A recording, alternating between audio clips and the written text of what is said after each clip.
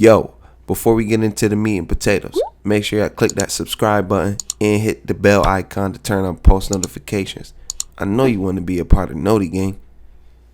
YouTube, what it do? It's your homie Laz. And we finally made it to part 3.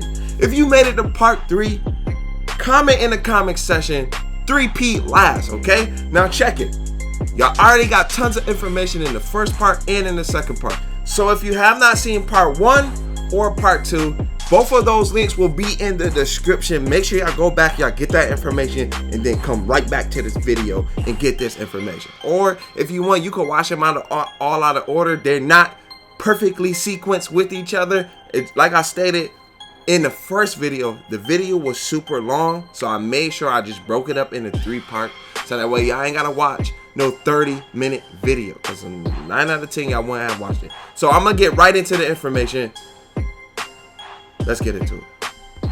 On to the next tweet. Shakedown said you can choose a pie chart which helps you with the base of your build and then to place potential points within 4 categories: playmaking, finishing, shooting, rebounding / defense. Then place your badges which you can upgrade, add, and remove, okay, for your My Player builder. So that's gonna be fire, because, and I have more information on that in just a minute. Hopefully y'all sticking around to this video. Make sure y'all leave a like on the video. Make sure you subscribe if you're new. This video is gonna be a little lengthy, but it's a lot of information for all my people who want slashers and you want to make a fire slasher build. All right, so on to the next piece of information. Now this is actually going to be a Reddit user, and they actually just transcribe what they seen an actual YouTuber content creator explain in their stream as far as what the My Player skill breakdown was actually like when they were building their player. And I'm gonna put it on the screen so that way you guys can read it. It said this seems to be some sort of preliminary archetype selection. It said she didn't really read most of the this selection out loud, so it's hard to tell. Says she mentioned that the selections had colors that correspond with 4 attribute classes. Not sure if this is the real name, but I needed something to call them. So the person said these are blue for finishing, green for shooting, yellow for playmaking, red for defense. Now it's gonna be different, as y'all can see. This is the pie chart that Shakedown was talking about, right? And this choice seemed to limit the cap limit for different stats, right? So like Shakedown said, you can start building your player from a pie chart type of situation, and then clearly this user is saying that that will help limit the cap limit for the different stats. Now initially they said she selected one of these breakdowns and was limited to a max of 51 in 3-point shooting. Not much info on this though. It's super important, and they said sorry.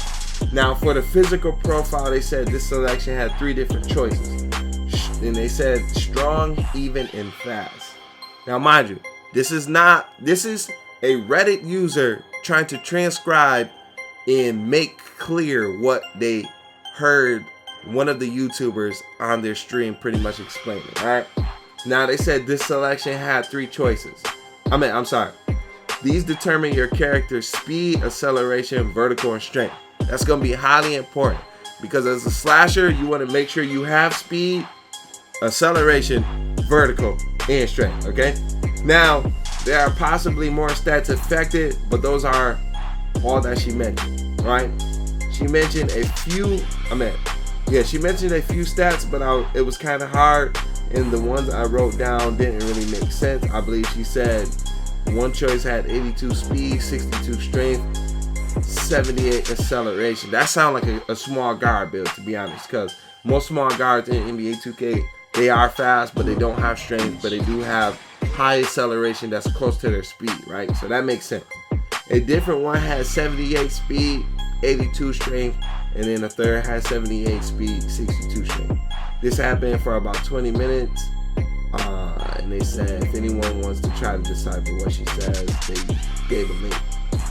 On the second screen, they said this screen had attribute and badge information. This sort of is a new system, and it's a little difficult to explain. Basically, based on your choices from the previous screen, your player has a cap being the maximum the stat can reach for your player, not the starting value for each attribute.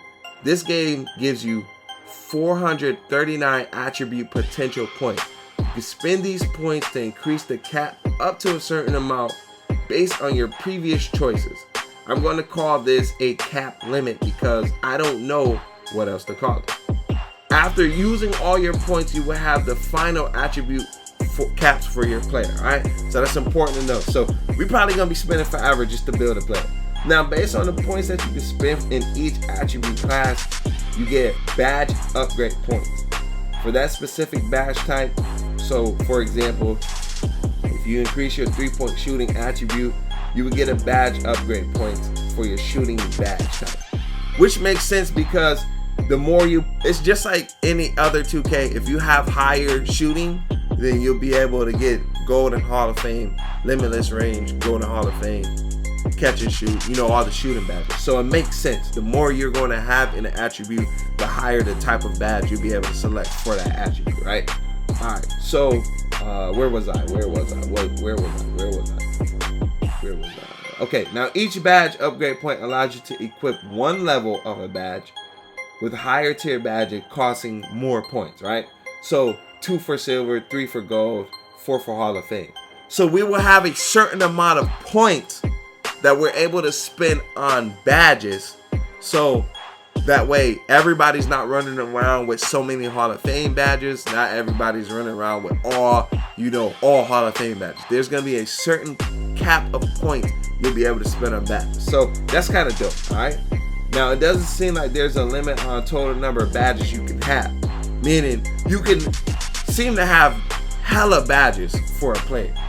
But what really makes your player different is what kind of level of badges you're going to have and the attributes for different levels of badges. Alright, so the first build she made had 27 finishing badge points, 1 for shooting, 9 for playmaking, 9 for defense, for a total of 46 points. Man, that's actually kind of dope. Her second build had 3 finishing, 8 shooting, 6 playmaking, 20 defense, for a total of 37 points. So different builds are going to be able to have different number of badges different number of badge points for each build. So there are going to be some builds that may have way more badges, but they may not be as good as other builds. All right, so don't always go for the build that has the most badges. Okay, now her third build had 5 finishing, 14 shooting, 6 playmaking, 13 defense, with a total of 38 points. So it appears that the number of badge points isn't equal for all builds, which make hella sense. Now the third screen after this, your build is giving a name, which feels like names that NBA players will have in my career. Again, if y'all go to 2K right now on your game, you go to create a player, make whatever player you want. If you make them all 99, it'll say one of a kind. But if you go on like actual NBA rosters, there's going to be different little classes that they put as far as names next to players on the right hand side. So that's pretty much what this is, right? Which makes sense. Alright, now at this point, I think she selected her height, weight, and wingspan. Everything seemed pretty similar to previous games. Only thing worth mentioning is that she said dropping her height by 1 inch increased her speed by 3 points. I think this screen also had her select her takeover. It seems like you have a choice between 2 or 3 different takeovers depending on which caps you increase. Sharpshooters have been renamed to spot up shooter. Gives a bonus to shooting from deep, especially catch and shoot. So, which makes sense because a lot of sharpshooters in the NBA don't run around and shoot a lot of shots. A lot of them are catch and shoot. Literally, for NBA 2K19, when we're able to use like playmaking sharpshooters or sharpshooting playmakers, where you could dribble, and then shoot up a shot, get the shot off, boom. It's only a few people in the league that actually can do that. The majority of sharpshooters in the league are catch and shoot situations. They come off ball screens, they catch and shoot. All right. So listen, I know this video been lengthy. If you have made it all the way to the end of this video, comment N last slasher in the comment section. ENDLASTSLASHER, okay?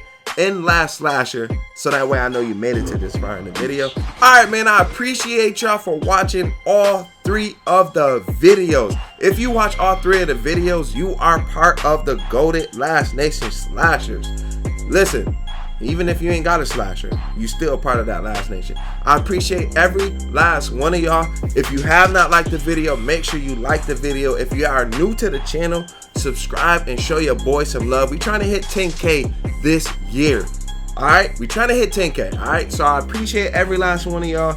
Shout out to everybody who's already a sub. If you're not a sub, you are op.